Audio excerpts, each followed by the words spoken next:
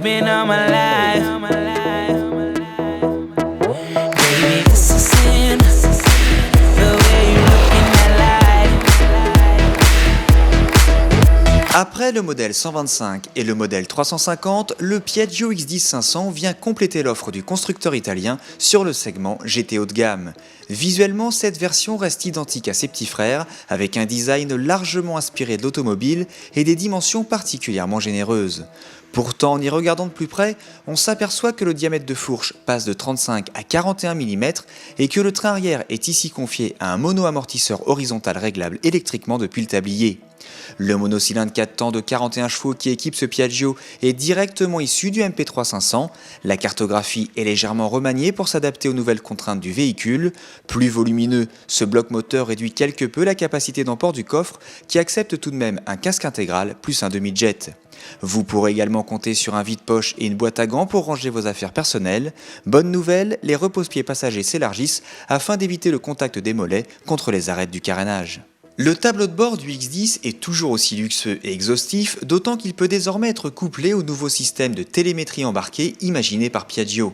Depuis votre iPhone et prochainement votre Android, vous pouvez prendre le contrôle sur le calcul de la consommation moyenne, de l'angle pris en virage, de l'accélération, de la puissance instantanée exploitée. Votre smartphone peut également détecter une crevaison, se transformer en GPS ou encore faire office d'outil de diagnostic technique.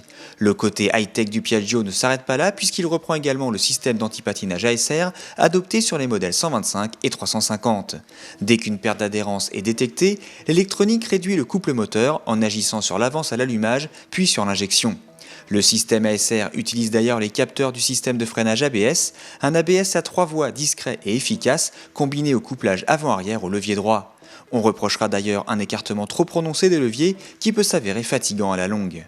En revanche, le confort à bord est royal avec une bulle qui dévie efficacement les flux d'air et des déflecteurs latéraux qui chassent les remous au niveau des genoux.